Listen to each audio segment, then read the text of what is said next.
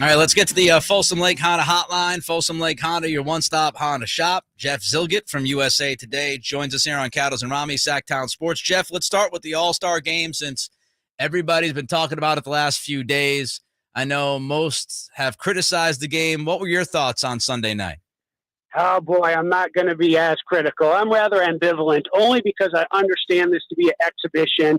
I'm not expecting Game 7 of a playoff series, that kind of atmosphere. I understand the people want to see a little bit more competitiveness, but I tend to look at All-Star Weekend in general as a celebration of the game, understanding that, we're not going to see the effort that teams put in the defense in the regular season, a playoff game. And also, let's just understand that all-star games across all sports have changed over the past few decades. And mostly in that we get to see these guys just about any night of the week we want on our app, in highlights, on TV. And so, it's not as big of a deal back in the old days where maybe, we didn't see Marcus Johnson of the Milwaukee Bucks very often. And we only saw Dr. J on Sunday afternoons on, TV, national TV. We didn't have games on Friday or every night of the week for that matter. And so I just think they've evolved a little bit. I'm not all that bothered by what happened in the All-Star game. I tend to agree with you. For those you mentioned, it could be made more competitive, but I said yesterday, well, it could be more competitive, I guess is the way I should word it. But I don't know that it can, Jeff. Do you have any ideas on how you could make the game more competitive? Look, I've seen people suggest, like baseball has done, give home court advantage or home field in baseball's case to the winning team. But this is collectively bargained. Baseball agreed to it. I'm not sure NBA owners and their executives who, run basketball ops want to go to a scenario where the winner of this game in that conference is getting home court advantage in the NBA Finals. You play 82 games, and I necessarily don't like baseball. You establish a best record for 162 games.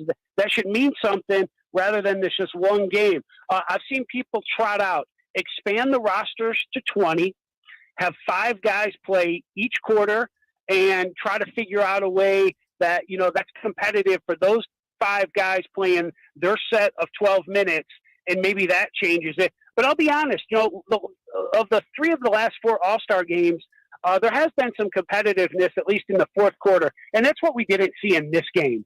The Team Giannis had such a big lead heading into the fourth quarter, so they do the targeted score. The way they were playing defense, you knew the game would end quickly, and then it sort of devolved into Giannis's team trying to chuck those half-court threes a little bit too much at the end of the game. And so I think you combine those things, you see why people were a little flustered. But again, I sort of understand the weekend for what it is. Jeff Zillgitt is with us from USA Today. Jeff, you recently wrote on the idea of a lockout. I know Charles Barkley came out and said pretty much it's a fait accompli. Should fans be concerned? I don't think they should be concerned about a lockout. This is a much different scenario than we had over a decade ago in 2011 when finances were the big issue. 23 of 32 teams, the NBA said, were losing money. We're not having that scenario right now. Right. And it's also real difficult when you see these valuations. Matt Ishbia just bought the Phoenix Suns on a 57% of the team on a $4 billion valuation. The owner, one of the owners of the Milwaukee Bucks, is looking to sell. No one's struggling financially. If you even go back a decade ago when the salary cap for each team was about $60 million, now we've doubled that in a decade where the salary cap is $120 million. I'll pull out the cliche, the golden goose no one wants to kill in this situation. So there's nothing at stake financially. Are there some tweaks to the game that need to be resolved? Does the league want to curb some of the luxury tax spending that just a few teams do? Yes.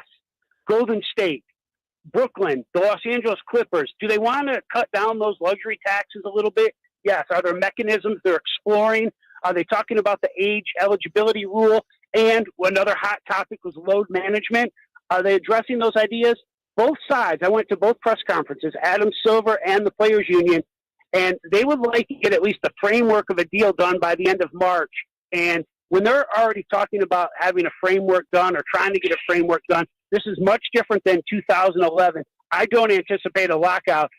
It would be a bad situation for the NBA if that was the case. And we're starting to see more pro sports realize if there's a lockout, there's no way you can lose games. And that's the only reason, or the only time a lockout really becomes important is when games are being trimmed off the schedule. You brought up the issue of load management, and I feel like I'm asking you the same question about the All-Star game when it comes to load management. I think everybody looks at it and goes, yeah, that could be better. That doesn't seem like the greatest, but I don't know that there are any great solutions to fix that, Jeff.